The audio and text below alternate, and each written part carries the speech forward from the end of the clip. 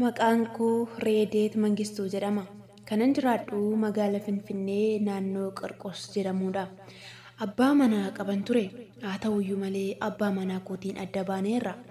Garuu akka gara kana dhufee galmaa'ee baradhee jijjiiramu kan na taasise abbaa manaa kooti.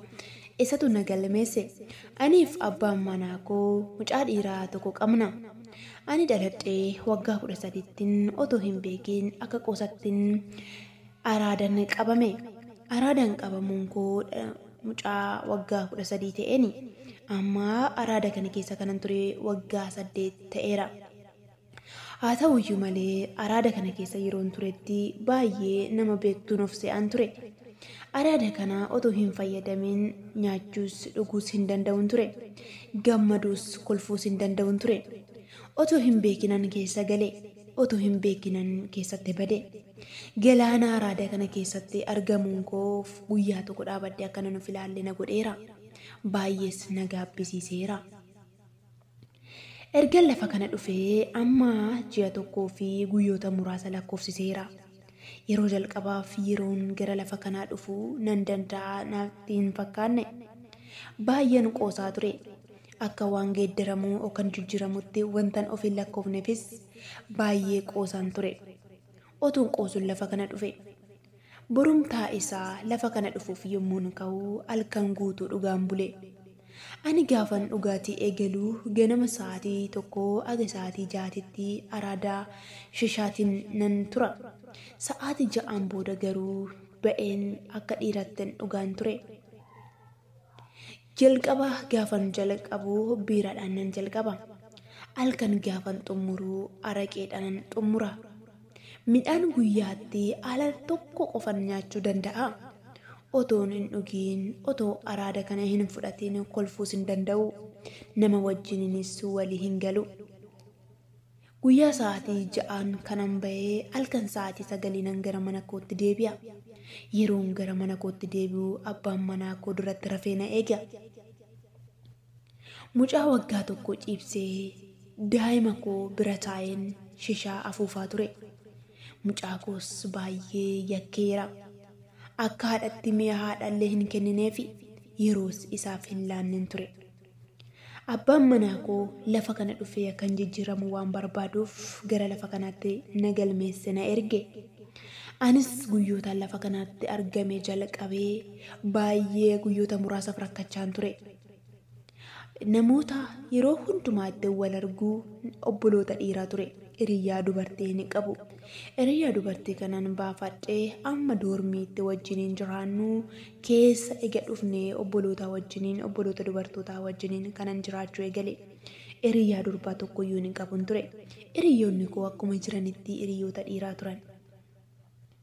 Haa ta'uyyuu malee araada kanaan gaafan qabamee eegalee ofii koof maal gochuu akkan qabu akkamis akkan ta'uu qabu of ilaalee of yaade hin beeku.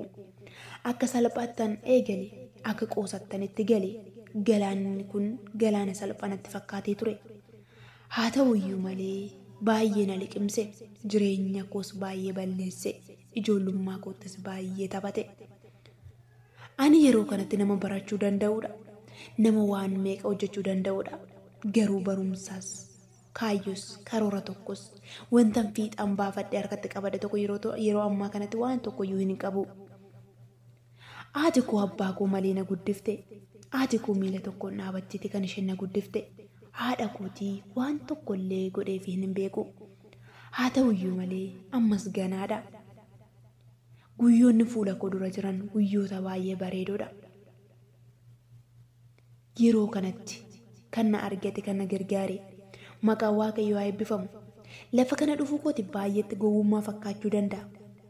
Baay'een immoo waan maallaqa naaf kennaniif lafa kanatti waan argame fakkaachuu danda'a. Obboloota koo kabajamoo waa tokkoon isinitti hima. Dhugaatii akka ittiin dhugnuuf shishaas akka ittiin dhugnuuf namoonni maallaqa nuuf hin kennu. As caalaa yeroon achi biyya lafaa keessa jiru yeroo sanadha maallaqa kanan argadhu. Ittiin dhugi jedhanii kan naaf kennan danuudha. Ittiin jiraadhu ittiin jijjiiraman kan namaan jedhu garuu baay'een isaanii muraasa. Lafa kana eegan dhufee ani birrii kan caalu argadheera. namni akka ittiin jiraataniif akka ittiin jijjiiramaniif miti kan birrii namaa kennanii akka ittiin badaniifi. Baay'eettoo fakkaateeyyuu ani garuu kan birrii caalu argadheera. Birrii namoonni baay'een naaf kennanii turan geeddaruu hin dandeenye na balleesse malee. Maqaan Waaqayyoo yaa eebbifamu. Eeganas dhufee bifti koo bareedeera. Namas ta'eera. Kolfuus danda'eera. Duratti osoo dhugaatii hin dhugin, osoo alkoolis hin fayyadamin, waan kolfan natti hin fakkaatu ture. Gammachuu waan qabaatanis natti hin fakkaatu ture. Edaa suusii tokko malee, alkoolii tokko malee, shishaa tokko malee kolfuun ni danda'ama. Nyaachuunis ni danda'ama. Amma naaf galeera. Ani baay'ee namoota baay'ee gaddisiiseera. Haadha koo gaddisiiseera. Abbaa manaa koo gaddisiiseera. Keessattuu immoo mucaa koo gaddisiiseera. Mucaa koo waggaa tokko irratti shishaa xuuxaa ture. Jaalala haadhummaa isaaf hin kennine. Haadha ta'uun gatii guddaa akka qabus hin beekne. Ani guyyaa tokko natti dhaga'amee bo'ee hin beeku. Amma natti dhaga'ame. Akkatti natti dhaga'amas jedhee yaadee hin beekun ture. Garuu amma baay'ee natti dhaga'ameera. Mucaa koo baay'ee miidheera, baay'ee gaddisiiseera. Adaraa mucaa koo dhiifama naaf godhi. Namoonni sin gaddisiise hundinuu dhiifama naaf godha.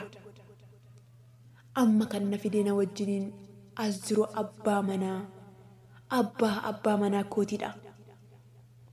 Abbaa manaa koo as keessa jiru. Isaantu na fidee dhufe. Haadha koo homaa tokko godhee hin beeku. Kanaan booda garuu yaa harmee haadha koo sin gammachiisa. Akkas yeellaasisettis hin hafu. Bori guyyaa haaraadha. Anaaf ifti naaf ifeera. Amma ifa argadheera. Amma jireenya haaraa argadheera. Amma jijjiirameera. Jireenya isa kalee sanatti akkan hin deebine waadas ofii galeera. Kana booda nan jijjiirama. Wanti feeyoonatti dhufeeyyuu nan geeddarama. Nan jijjiirama. Duubatti hin deebi'u gara fuulduraa malee. Wanti fedhee yoo dhufe isa kaleessarra hin caalu. Isa kalee na miidheerra wanti kana booda dhufu hin caalu. Ani miidhameera. Ani madaa'eera. Ammaan booda wanti Kiristoos irraa Yesuus irraa duubatti na deebisu hin jiru. Wanti fee chaalenjiin kamiyyuu yoo dhufe dhaabuudhaaf ani of qopheesseera. Carraa kana kan argattan hundumti keessan ana laalatti jijjiirama. Ana laalatti geeddarama. Ani kana booda jijjiirameera. Geeddarameera. Harmee koo baay'ee dhiifama naa godha. Namoonni isin gaddisiise hundinuu dhiifama naaf godha. Waaqayyo isin haa eebbisu. Eebbifama.